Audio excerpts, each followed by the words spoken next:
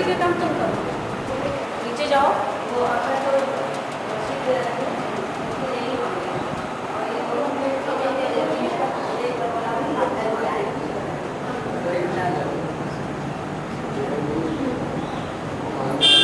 ये दुपट्टे पे ज़्यादा लोड नहीं देना, ये पीला वाला नहीं पड़ेगा, ये पीला वाला पकड़ के खाली। तैयारियाँ हो रही हैं कार्यक्रम की।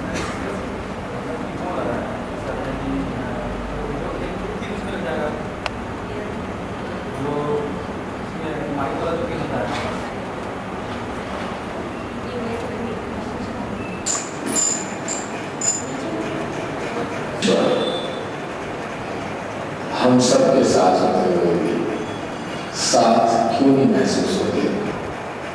क्योंकि कभी हमने महसूस करने का प्रयास नहीं किया। किताबों से पढ़ के तो जान लिया, बुजुर्गों से भी सुन लिया, मन से भी मान लिया और शास्त्र पढ़ डाले, प्रवचन भी सुन डाले।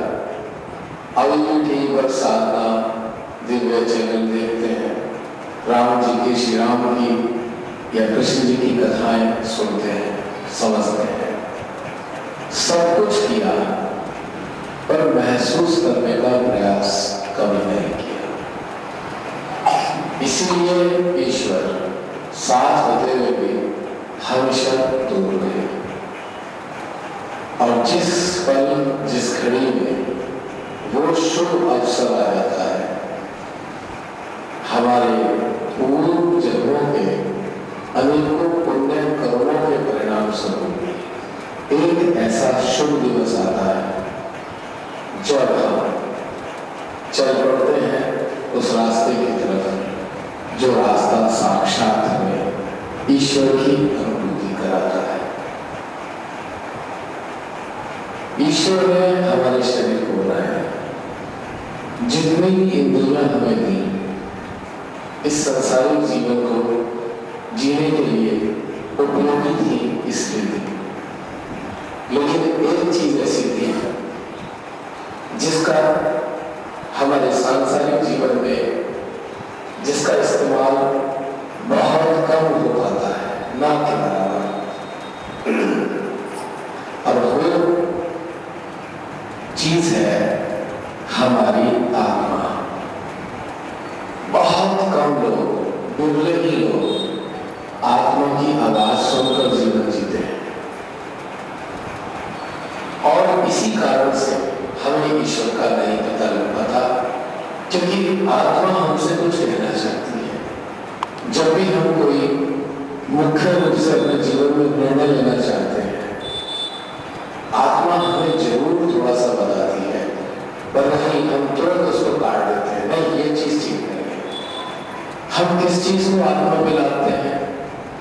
जो जन्म लेने के उपरांत हमारे मस्तिष्क में जो दृश्य सुरक्षित हुए, जो ज्ञान हमारे मस्तिष्क में जन्म लेने के बाद प्राप्त हुआ, संसारिक स्तर का कह सकते हैं, पढ़ाई का भी कह सकते हैं, कोई भी चीज जो हमने बाद में पाई है जन्म लेने के बाद, वो सारा का सारा ज्ञान हमारे मस्तिष्क में रहता है। और वही ज्ञान हमारी आत्मा की आवाज को कि जो निर्णय लेने जा रहे हैं वो ठीक है। तो सीधा हम जाते हैं पुरानी स्मृतियों की तरफ, पूर्व घटनाक्रम को हम याद करते हैं। पहले फला फला इंसान के साथ ये स्थिति आई थी, उसने ये काम किया था, तो चलो हम भी अब वही वाला कार्य कर लेते हैं। नहीं जानते कि उस काल की परिस्थितियां अलग थी, इस काल की परिस्थितियां अलग हैं, बहुत भारी अंतर है। पर हमने 10-15 साल पूर्व के निर्णय को वर्तमान का निर्णय बना डाला और अपने आप को बहुत भारी मुसीबत में फंसा डाला। फिर हम परेशान होते हैं, अरे ये क्या हुआ, हमने तो सोच के सही काम किया था, फंस क्यों गए, गलत क्यों हो गया? क्योंकि 20 साल पुराना, 10 साल पुराना, 1 साल पुराना ज्ञान का इस्तेमाल कर लिया। जब हम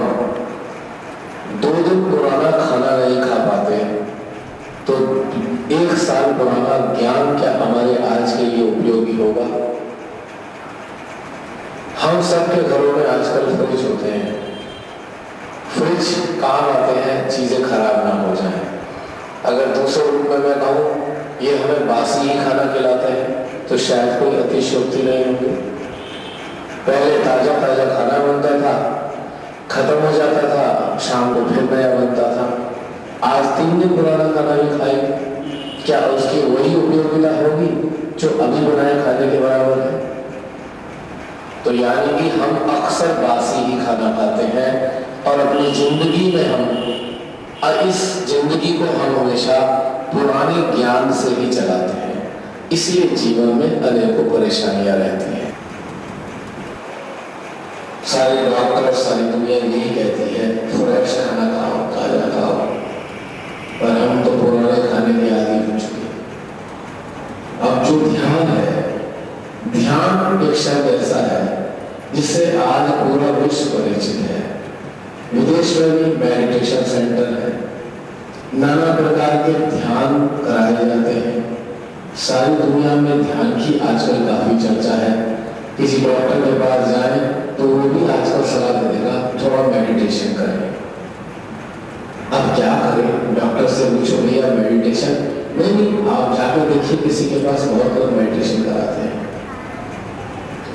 अब मेडिटेशन सुना बहुत है, कितने लोग जगह जगह दरवाजे में लिखा मिल जाएगा, हरिद्वार चले जाए तो ढेर सारी जगह लिखा होगा योग केंद्र, मेडिटेशन केंद्र।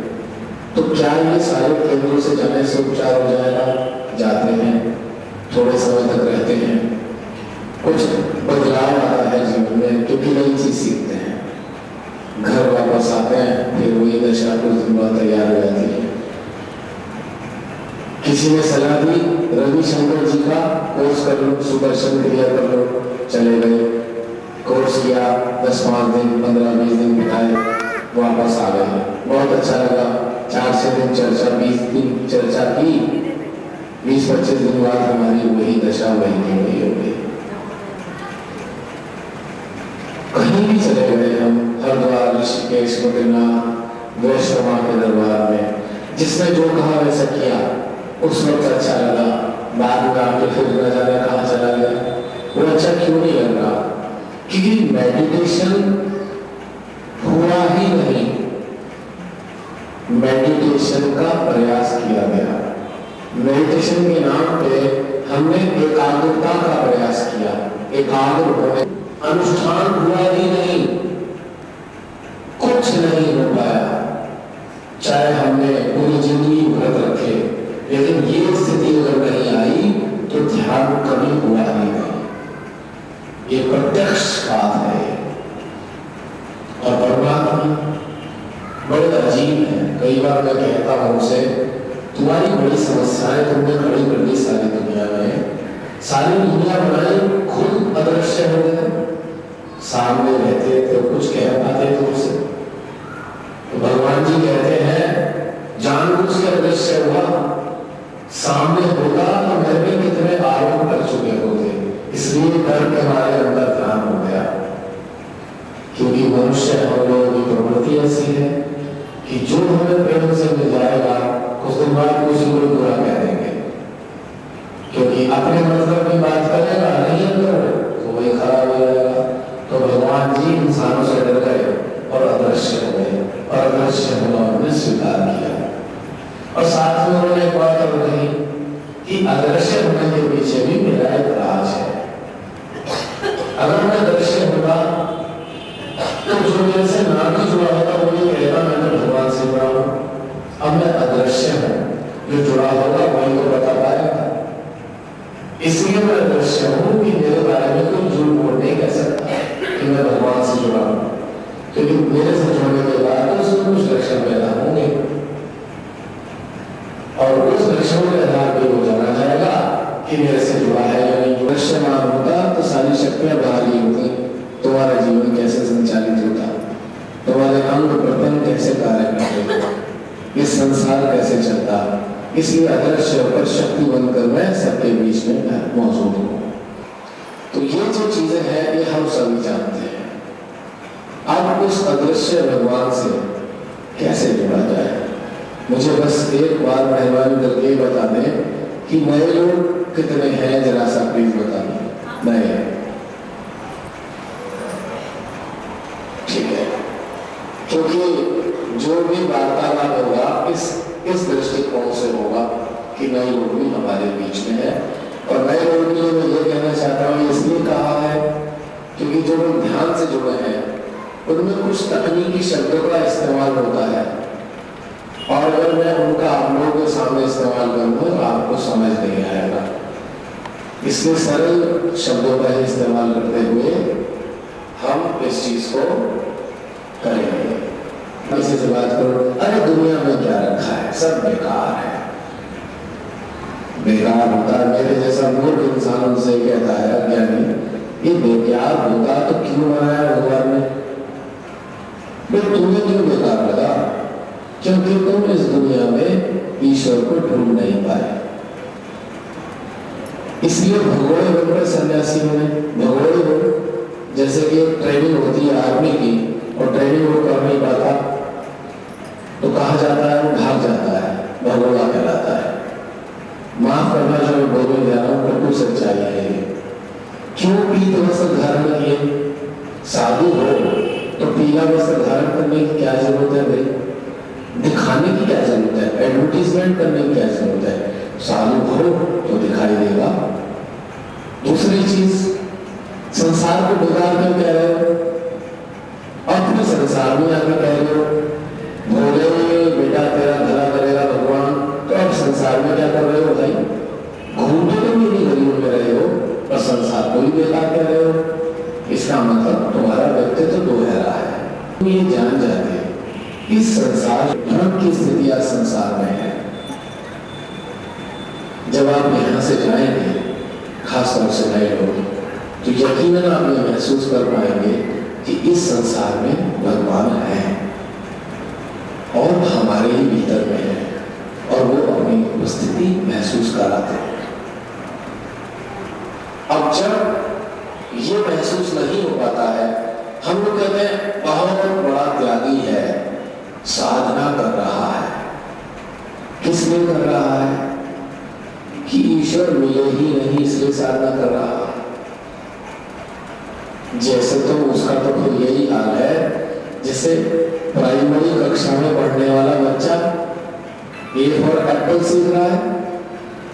एक साधक में जो तपस्या करता दिखाई दे रहा है और एक बच्चे में बताइए क्या अंतर है?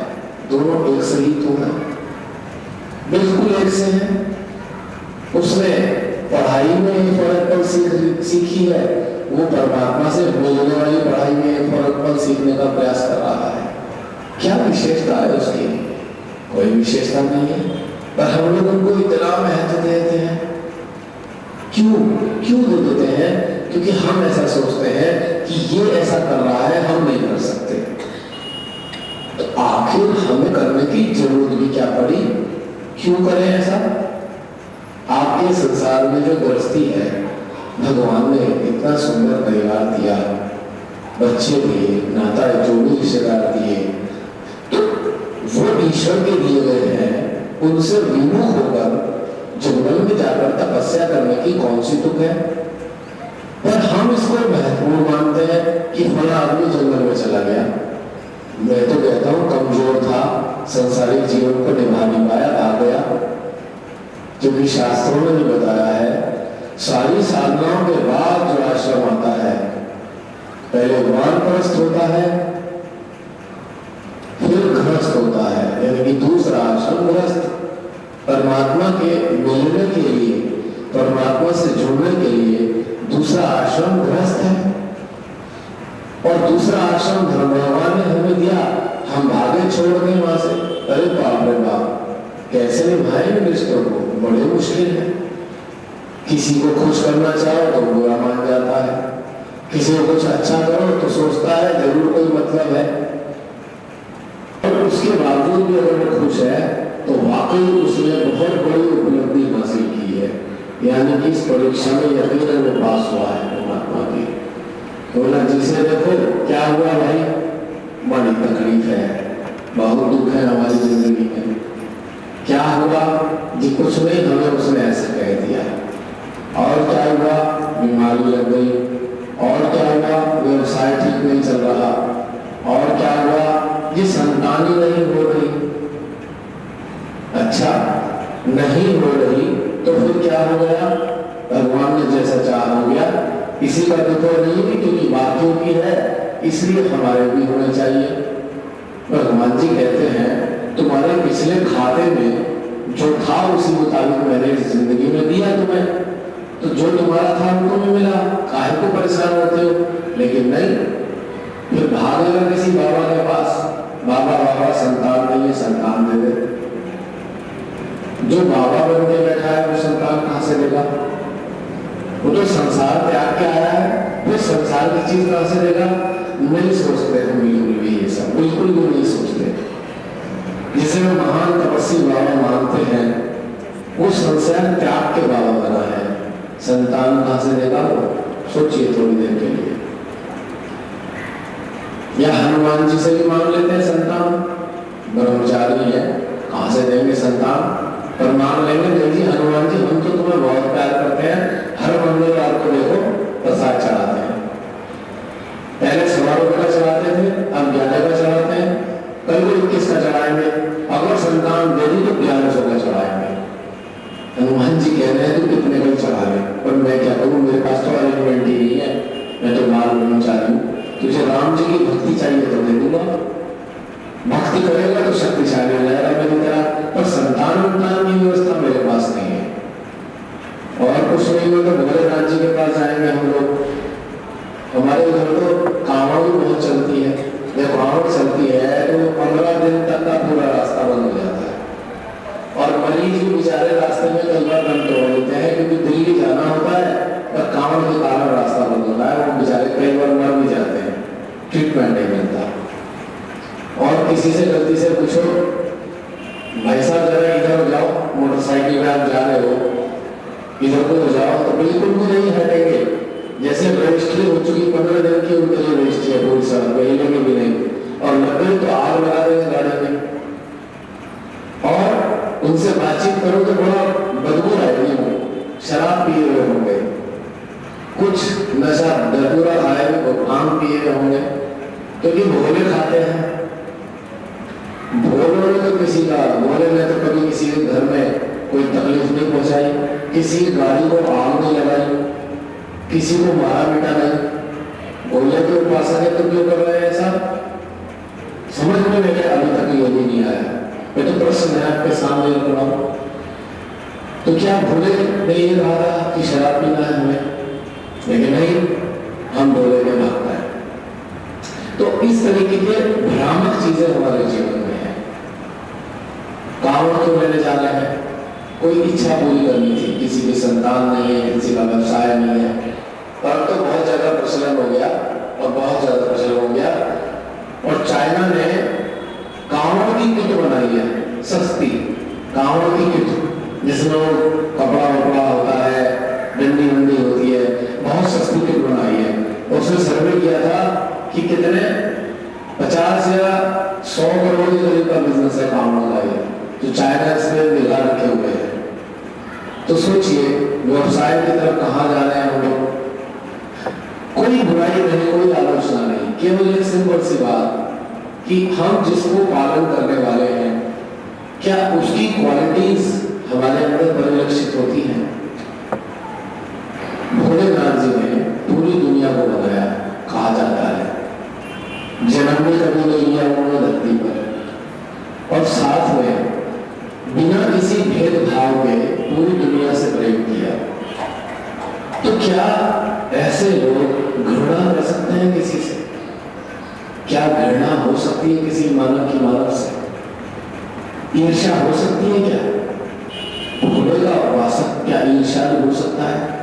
किसी को कत्ल कर सकता है?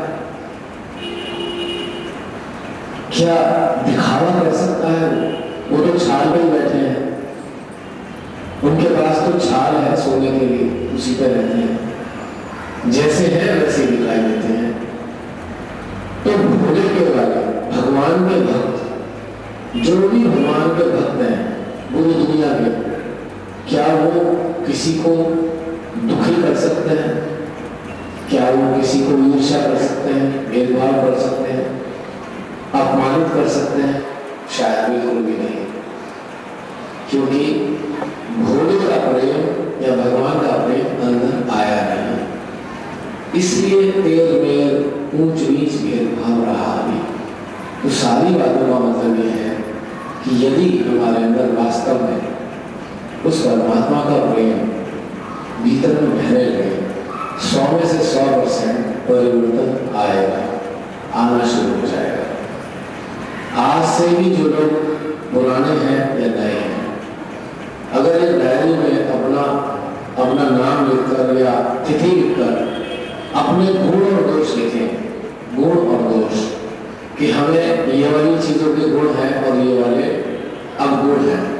अगर आप ध्यान में जुड़ेंगे जो यहाँ बताया जाएगा, और उसके 15 दिन बाद आप दोबारा डायरी खोलना और अपना आकलन करके देखना कि क्या हमारे अवगुण कुछ कम हो गए, क्या कुछ गुणों में बढ़ोतरी हुई, तो आपको गारंटी देख पाएंगे कि हाँ कुछ गुण बढ़ गए और अवगुण थोड़े से खत्म हो गए। ये बात सच है।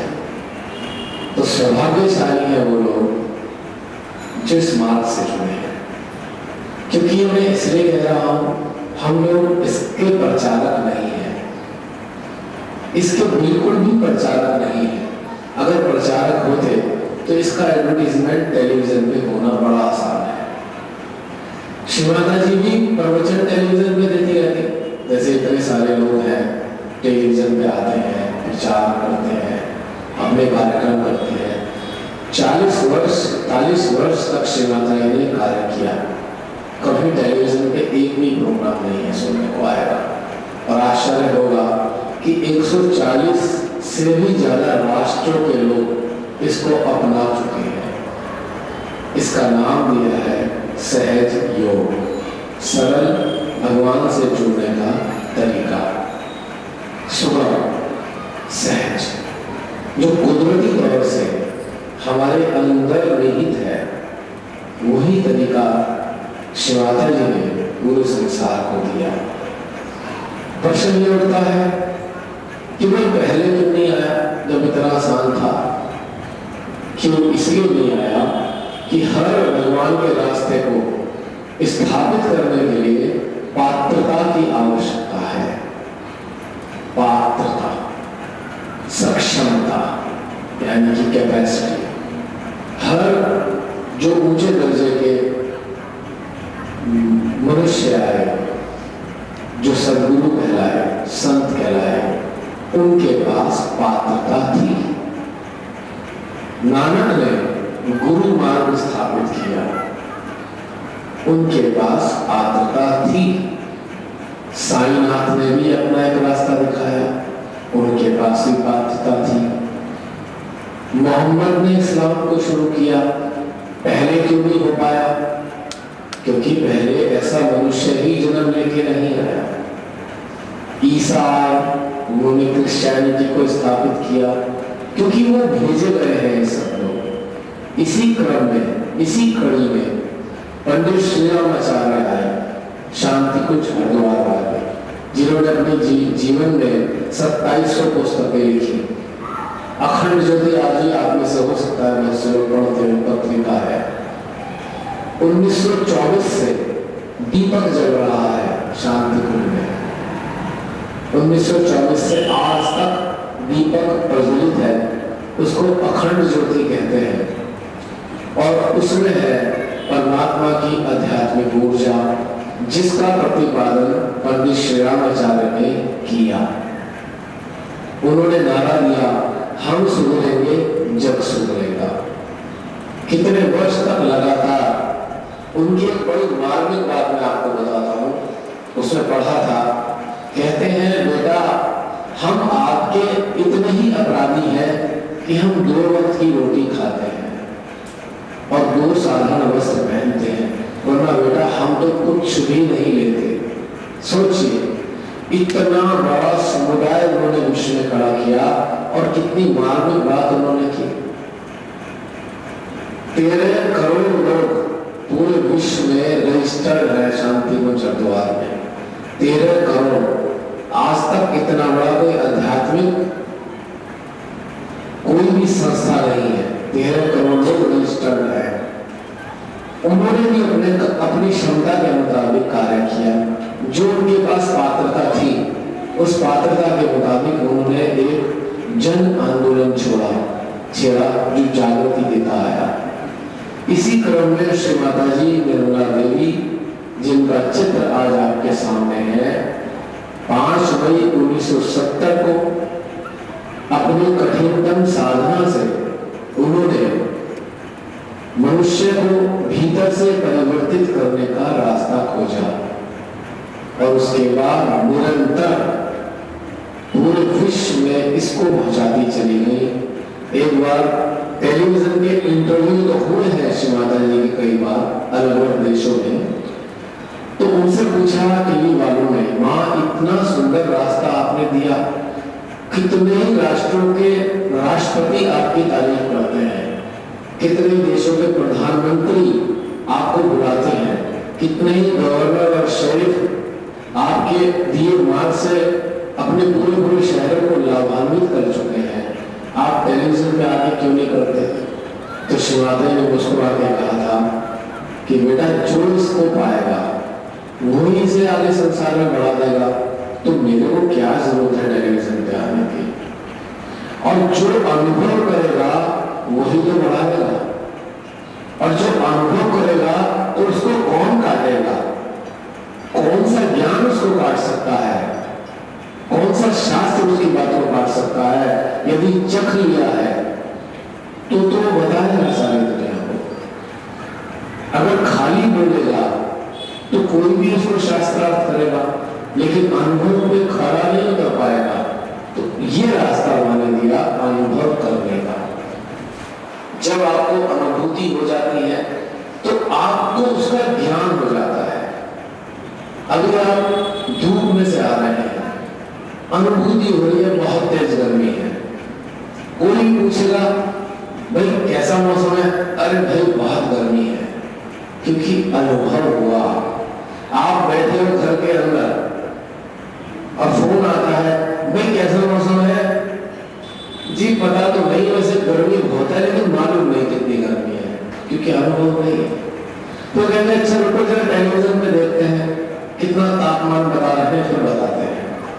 यानी कि तुरंत नहीं बता सकते, आश्रित है, दूसरे के ऊपर निर्भर करते हैं। कोई दूसरा बताए तो हम आगे बता दें, तो ज्ञान नहीं है ये। अगर दूसरे से सुन के बताया गया ज्ञान है तो अज्ञान है। खुद का पाया ज्ञान है तो वही सच्चा ज्ञान है। तो श्री माता जी ने रास्ता दिया खुद से ही अनुभव करके संसार को प्रेम देने का। इसी क्रम में आज हम लोग भी आपके सामने हैं। ना तो हमारा ये व्यवसाय है और ना ही हमारा ये इसका उद्देश्य प्रचार करना। ये केवल ऐसे समझिए कि स्वाद चखा तो आपको चखाने भी आ गए, क्योंकि चख के देखा कि कुछ लोगों का समूह सुंदर हो गया। कुछ लोग मेरे संपर्क में ऐसे आए थे जो सारे दिन रोते थे, कोई तो 2-4 बार आत्महत्या करने का भी प्रयास कर चुके थे, कोई बहुत ज्यादा हिंसक जैसे होते थे, लड़ते ही रहते थे सारे दिन, कोई लोग नशे के आदी थे, कोई लोग अपने संसार से पीड़ित थे, तो कोई लोग अपने व्यवसाय की हानि से पीड़ित थे, कोई लोग अपना कैरियर ना बना पाने के कारण पीड़ित थे। ज्यादातर पीड़ित लोग संपर्क में आए और आज सबके चेहरे पे मुस्कुराहट है। कैसे आई? क्योंकि जीवन बदला। कैसे जीवन बदला? जब परम पिता ने अपने ही हमारे भीतर में अपना एहसास कराया और अपनी शक्तियों को हमारे इस शरीर में प्रवाहित किया, तो हमारा मन बदला। मन बदला तो समझ भी बदली,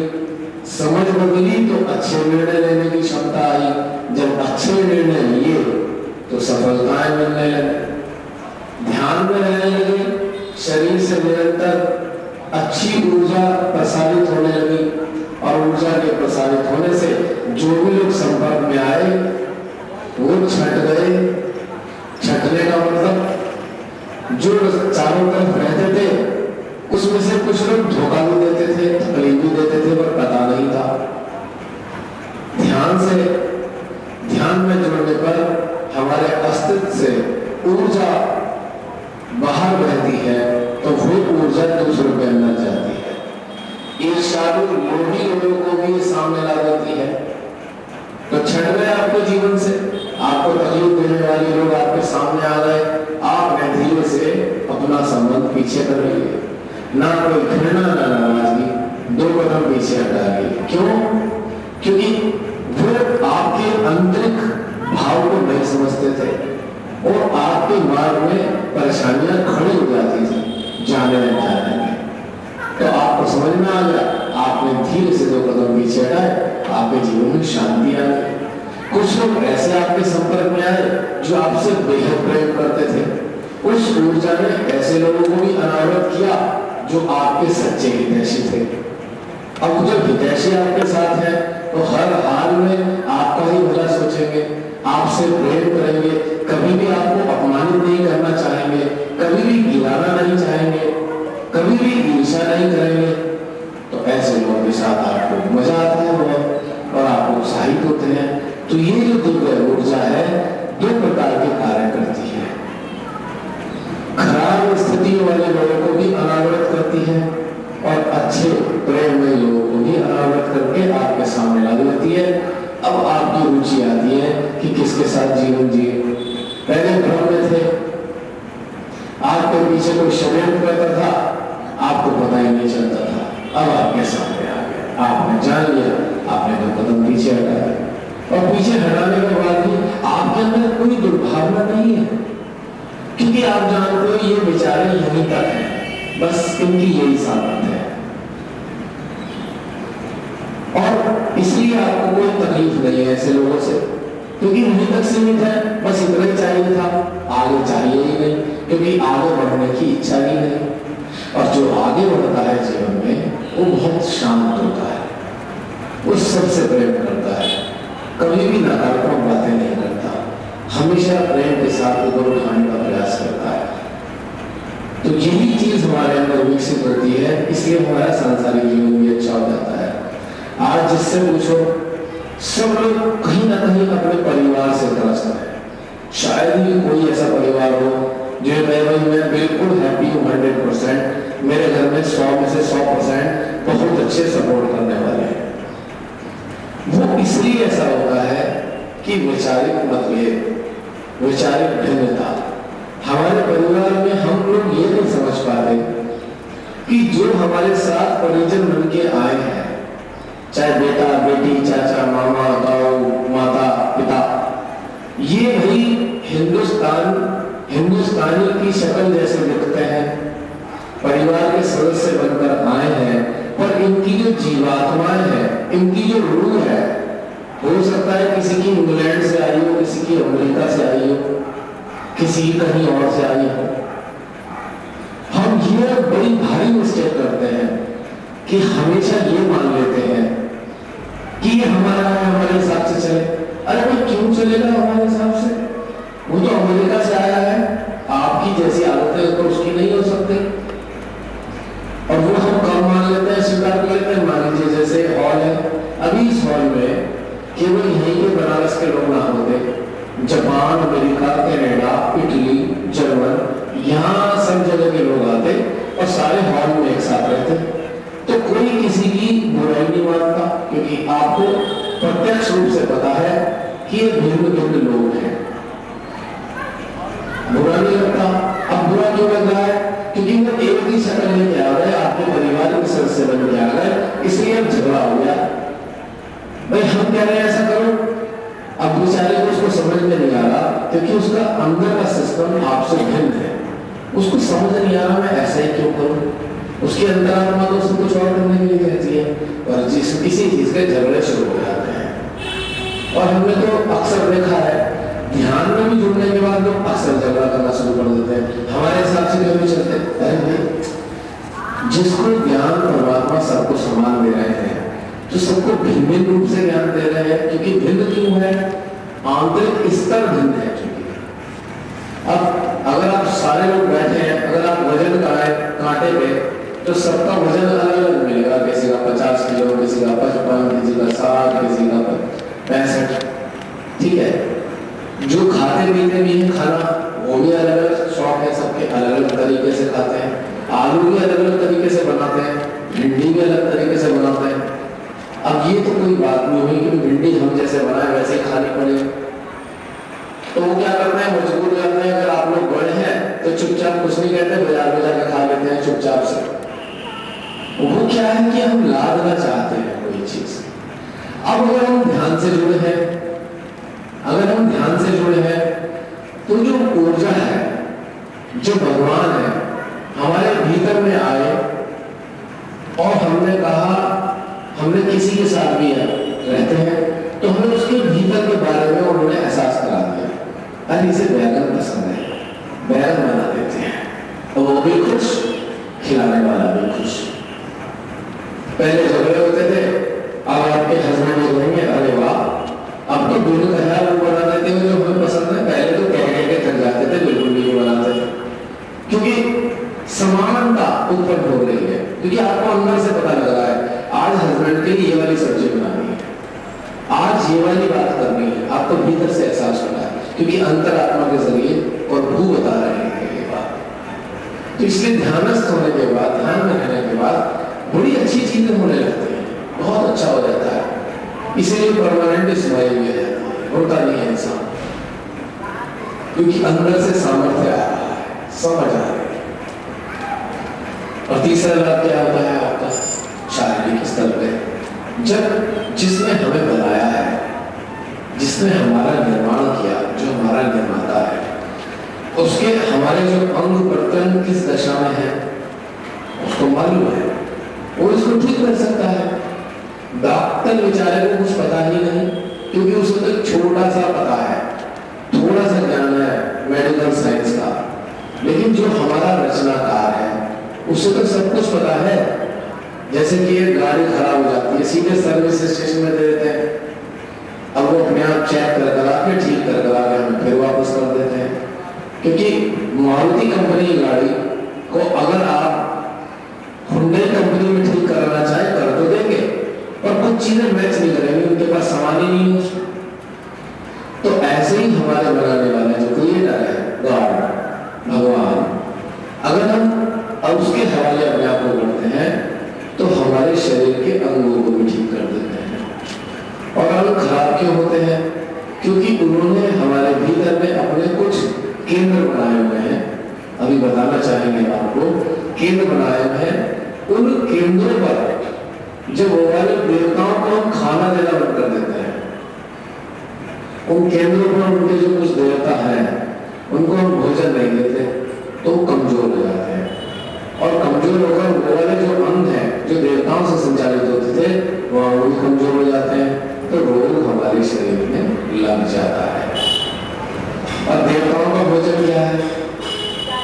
परम ऊर्जा, परम ऊर्जा, परमात्मा का प्रेम, चैतन्य, ये उन देवताओं का भोजन है। और वो देवता इसी भोजन से चलते हैं। हमने तो रोटी खिला दी पेट को, पर उनको तो कुछ नहीं खिलाया। और एक हमारे भीतर है आत्मा नाम का चिप, कंप्यूटर चिप कहता हूं मैं, उसको भी कुछ चाहिए, उसको भी कुछ चीज चाहिए, उसको भी खाना चाहिए, और वो भी यही खाता है, चैतन्य खाता है। हमारा आत्मा चैतन्य का भोजन करता है, परमात्मा की ऊर्जा का भोजन करता है। यदि इसको नहीं मिलेगा तो सो जाएगा, शांत हो जाएगा, और इसको मिलता रहेगा तो जागा रहेगा। इसीलिए शुरू में जब बच्चा संसार में जन्म लेता है तो उसकी आत्मा काफी जागृत होती है, क्योंकि उसके अंदर विकार नहीं होते, वो लगातार परमात्मा के संपर्क में रहता है। 4 स्टेजेस हैं जीवन की। 0 से 7 वर्ष बच्चा भगवान का, 7 से 14 वर्ष बच्चा माँ बाप का संसारिक, 14 से 21 वर्ष बच्चा समाज का, और 21 से 28 वर्ष बच्चा अपने पूर्व संस्कारों का, जो उसको प्रारंभ से संस्कार मिले हैं, 21 वर्ष के बाद वो फूटते हैं उसमें। बहुत से माँ बाप कहते हैं ये बच्चा बड़ा अच्छा था, आज्ञाकारी था, 21-22 साल का हुआ, अब तो सुनता ही नहीं है, क्योंकि उसके अपने संस्कार जागृत हो गए। जो पूर्व जन्म में वो था उसका प्रभाव 21 वर्ष के बाद आने लगा। इसलिए शादी की व्यवस्था भी बुजुर्गों ने 21 वर्ष के करीब रखी है, कायदे में अगर देखा जाए तो। बाल विवाह परमात्मा प्रकृति के बिल्कुल विरोध में है। 21 वर्ष के बाद ही शादी होनी चाहिए, चाहे वो लड़का हो या लड़की हो, क्योंकि जो कुछ है 21 वर्ष के बाद ही नजर आएगा, उससे पहले तो प्रभाव नजर आएंगे खाली। और ऐसा होता है जो जब में शादी होती है, कई बार बाद में बड़ी तकलीफें होती हैं। हमारे दादा दादी थे, मुझे याद है, मेरे दादा के वो चोट लग गई थी, पहले ट्रांसप्लांट नहीं हो पाता था, कूला टूट गया था, वो बिस्तर में रहते थे। दादी ठीक थी, मैंने तो अपनी जिंदगी में केवल लड़ते ही देखा, वो लड़ते ही रहते थे सारे दिन, वो अपना कमरे में से बोलते रहते थे, दादी उधर से जवाब देती रहती थी, पूरी जिंदगी लड़े। बड़ी हंसी आती थी हम सारे घर के लोगों को कि बस अभिनता शुरू हो गया, रात तक चलेगा, क्योंकि वो बाल विवाह थे, 12-13 साल की उम्र में शादी हो गई। पता ही नहीं कैसे शादी हुई, इतने सारे बच्चे भी हो गए, सब हो रहा है, पता नहीं क्या हो रहा है, लेकिन विचार नहीं मिले 80 साल तक भी, क्योंकि भूल गड़बड़ हो गई। 21 वर्ष के बाद जब शादी होती है तो बच्चे में ये समझ आती है कि मुझे किस प्रकार का जीवन साथी चाहिए, और तब जाके अक्सर विवाह सफल होंगे। कभी भी ऐसे मौके देख लेना, बुजुर्ग लोग तो कहेंगे भैया जल्दी शादी कर दो, लड़की मोड़ हो जाएगी जल्दी से, जैसा वातावरण उसमें ढल जाएगी, नहीं ढलती। जब वो बड़ी होती है तो उसके बाद बड़ी समस्याएं पैदा होती हैं, और सब फिर उसको सुनना क्या पड़ता है, जरूर इसकी मम्मी ने इसको कुछ करा दिया होगा, यही सुनने को मिलता है। बेचारी लड़की को ये भी नहीं पता है कराना क्या होता है, लेकिन उसे सुनने को मिल जाता है। कारण क्या होता है, उसके अपने संस्कार जागे हैं जो पिछले प्रारंभ से, पूर्व जन्म से लेके आए हैं। लड़के के लिए चढ़ने में दोष लग जाता है। लड़के की माँ कहती है अरे पहले तो हर बात मानता था, इस शादी होने के बाद कुछ सालों में बिल्कुल खराब हो गया, लगता है इसकी वाइफ ने इसको सिखा दिया मेरे विरोध में। अब वो कैसे समझाए कि जो मैं पहले था मैं वैसा जीवन जीना चाहता हूँ, पहले तो तुम्हारे हिसाब से जी लिया। तो ये समझ नहीं आता है, लेकिन जब हम ध्यान में आते हैं ये सारी बातें अंदर से समझ में आती हैं। और किसी के परिवार में यदि सारे लोग ध्यान में आ जाए, वाह फिर तो कहना ही क्या, उसका तो फिर मैं उदाहरण देना भी मुश्किल है। बड़े विलक्षण घर होते हैं जो सारे लोग परिवार के ध्यान में होते हैं, वरना नहीं होते हैं तो थोड़ी खींचातानी रहती है। जो लोगों का 2-4 जन, 1 जना सदस्य ध्यान में आ जाता है तो बाकी सदस्यों से उसको थोड़े दिन तक तकरार, खींचातानी चलती रहती है, क्योंकि बाकी लोग नहीं समझ पाते और उसको बहुत सारी समझ आ रही होती है, नहीं उसके अंदर परिवर्तन आ रहे होते हैं। पुराने लोग जो बाकी लोग उसको नहीं समझ पाते, वो किसी के विरोध में नहीं होता है, वो बच्चा किसी का नुकसान नहीं करेगा, वो किसी को सताएगा नहीं, ये बात तो पक्की है। हाँ, यदि वो समर्पित भाव से करे तो। यदि कोई लोग ऐसा भी हरकतें करते हैं कि ध्यान को हथियार बना लेते हैं, मैं कई लोगों के संपर्क में आया हूं तो बहुत से लोगों को मैंने देखा कि भाई ध्यान में आकर महात्मा बन गए, तुरंत महात्मा। अब सब लोग प्रयास छोड़ के वो तो भगवान जी से जुड़ रहे हैं, कमरे से बाहर नहीं निकलेंगे जी, क्या हो रहा है, ध्यान कर रहे हैं, अपनी जिम्मेदारियां छोड़ के कमरा में बैठ गए, काम भी करना चाहते, काम के भी ध्यान में है। अरे भाई ध्यान किस लिए मिला था, जीवन को सुंदर बनाने के लिए, कामचोर होने के लिए, लेकिन इसका भी पूरा विरोध करते हैं सब लोग। तो बहुत सारी ऐसी चीजें हैं जो हमारे जीवन में घटित होती है। इन सब का एक समाधान है, जो सच्चे दिल से ध्यान में उतरेंगे तभी हमारे को समाधान मिलेंगे और हमारा आंतरिक प्रेम बढ़ जाता है। एक बात मैं सबसे कहना चाहता हूं, चाहे जो नए हैं चाहे पुराने हैं। एक मेरी विनम्रता से प्रार्थना है, ध्यान को व्यापार ना समझें बस, वरना इससे कुछ मिलेगा नहीं। अगर ध्यान को परमात्मा का प्रेम मानकर इससे जुड़े हैं तो मैं गारंटी लेता हूं कि आपका जीवन स्वर्ग से भी ज्यादा सुंदर होगा, क्योंकि हम भगवान से व्यापार नहीं कर सकते। वो जो प्रेम से स्वेच्छा से दे दें, सर झुका के स्वीकार कर लेना चाहिए। ये सशर्त ध्यान हानिकारक है, गड्ढे में पतन की तरफ ले जाता है, और आप ध्यान से भी छूट जाएंगे और संसार भी आपको अच्छा नहीं लगेगा। लेकिन यदि उसके प्रेम के साथ जोड़कर आएंगे तो समझ लीजिएगा जीवन स्वर्ग से भी ज्यादा सुंदर हो जाएगा, 101%। तो अब हम चलते हैं, थोड़ा सा ये बताना था ताकि आपको ये नए लोगों को खास तौर से समझ में आए कि हम क्यों और क्या किस लिए यहाँ आए हैं।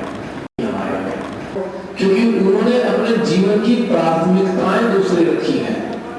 उनकी प्राथमिकताएं दूसरी हैं। उनकी प्राथमिकताएं हैं किसी के ऊपर शासन करना, किसी को सताना, किसी को चोट पहुंचाना, किसी को अपमानित करना। ये प्राथमिकताओं के कारण भगवान का अभ्यास बनता नहीं, और जो ऐसे भाव रखता है उसे परमात्मा प्रेम देते नहीं, ये बात पक्की है। या जो बहुत से अपने रोटी को भी सब कुछ मान बैठे, रोटी मिल तो नहीं है, ये व्यापारी का व्यापार तो चल रहा है और बस घुस गया वो तो रात दिन बस नोट छापने के लिए, उसकी प्राथमिकता नोट कमाना रह गया, तो भगवान से कैसे जुड़ेगा। 24 घंटे जो आपके साथ हैं, 24 आवर्स आपको सर्विस देते हैं भगवान, उनके लिए आधा मिनट भी हमारे पास नहीं होता, सोचिए। और जो हमारे पास दिखाई नहीं देता, जो है नहीं, उसके पीछे भागे रहते हैं हम सब लोग, इसीलिए अभ्यास नहीं बन पाता। तो बस चलते हैं अब उस अभ्यास की तरफ। आप चिंता रहे हैं श्री माता जी निर्मला देवी 21 मार्च 1923 को छिंदवाड़ा में, जो मध्य प्रदेश और महाराष्ट्र का बॉर्डर है, ठीक 12-12 घंटे का दिन और रात होने वाले अवसर पर, जिसे हम अंग्रेजी में इक्विनॉक्स आवर्स कहते हैं, जब पूर्ण संतुलन की अवस्था होती है, जब दिन और रात बिल्कुल ठीक 12-12 घंटे के होते हैं, उस विलक्षण घड़ी में मां निर्मला का जन्म छिंदवाड़ा में हुआ। शरीर में एक भी दाग नहीं था और बिल्कुल दूध जैसा चिट्टा शरीर, और बिना रोए धरती पर आई। दाई मां रोला रोला कर थक गई पर रोई ही नहीं। सबने चिंता करी कोई बच्चे को गंभीर रोग तो नहीं है, तो बच्चे ने मुस्कुराया। जब उनके मन में ये बात आई तो वो मुस्कुराई। अब वो और डर गई, अरे अभी एक दिन का बच्चा, एक पल घड़ी का बच्चा मुस्कुरा रहा है तो जरूर कोई झंझट तो है। डर में गए, कुछ लोग खुश हुए, किसी विलक्षण बालिका का आगमन का संकेत हुआ। जैसे बड़ी हुई, 6 महीने की अवस्था थी, माँ बाप कहीं जाने को तैयार हुए, तांगे में बच्चे को बिठा दिया, जैसे चढ़ने के हुए तांगा भाग लिया, सर पर दौड़ने लगा घोड़ा, डर गए बच्चे को चोट न लग जाए।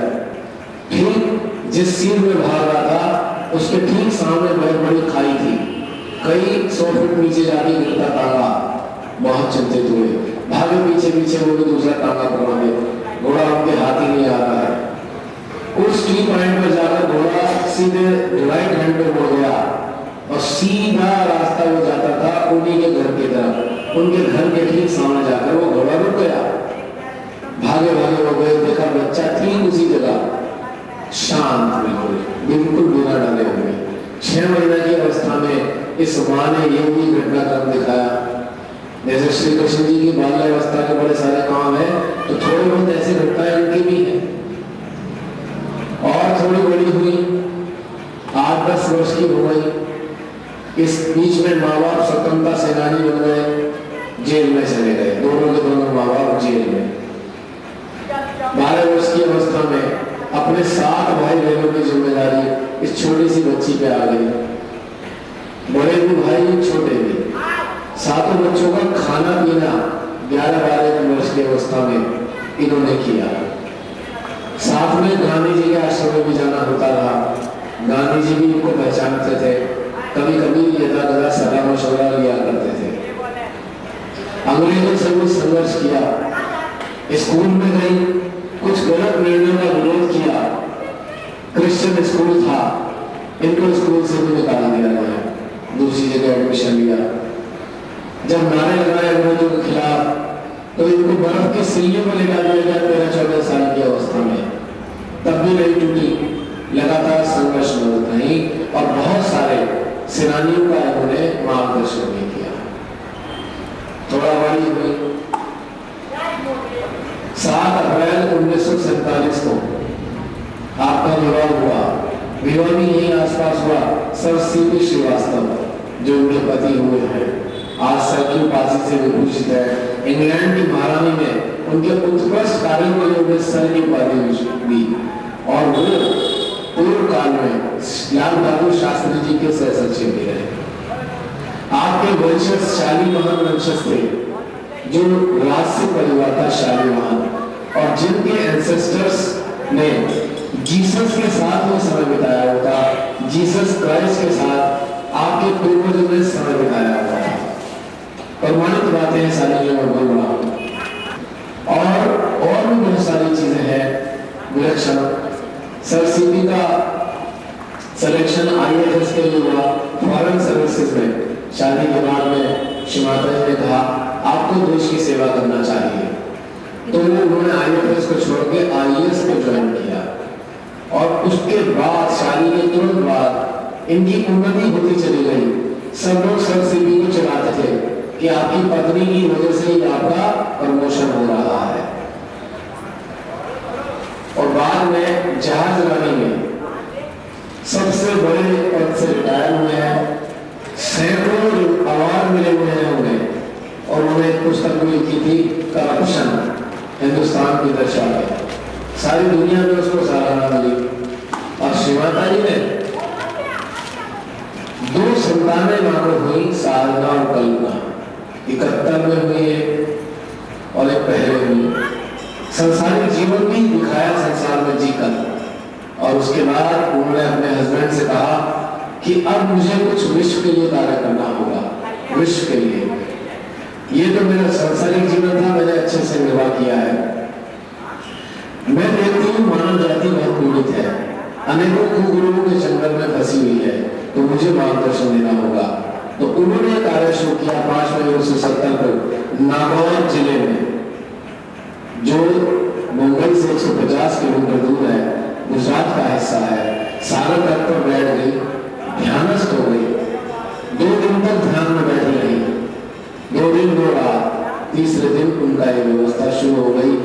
उनके सर पे बहुत सारा प्रकाश फूटने लगा,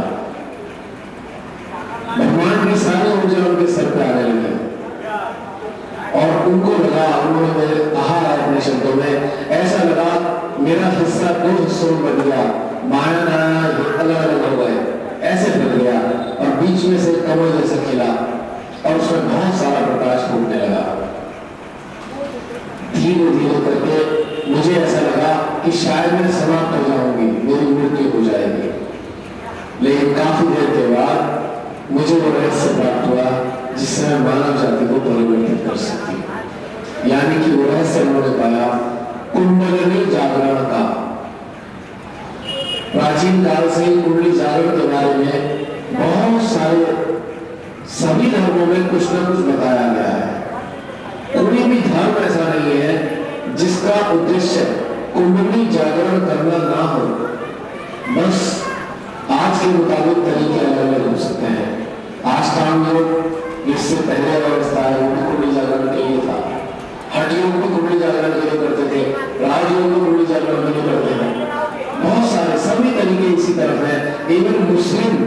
इस्लाम भी कुंडली जागरण करने के लिए आया। क्रिश्चियनिटी में जो बाइबल में लिखा है वो भी कुंडली जागरण करने के लिए है, बस हम लोग अपने अपने समझ से समझते हैं, इसलिए हम जान नहीं पाते।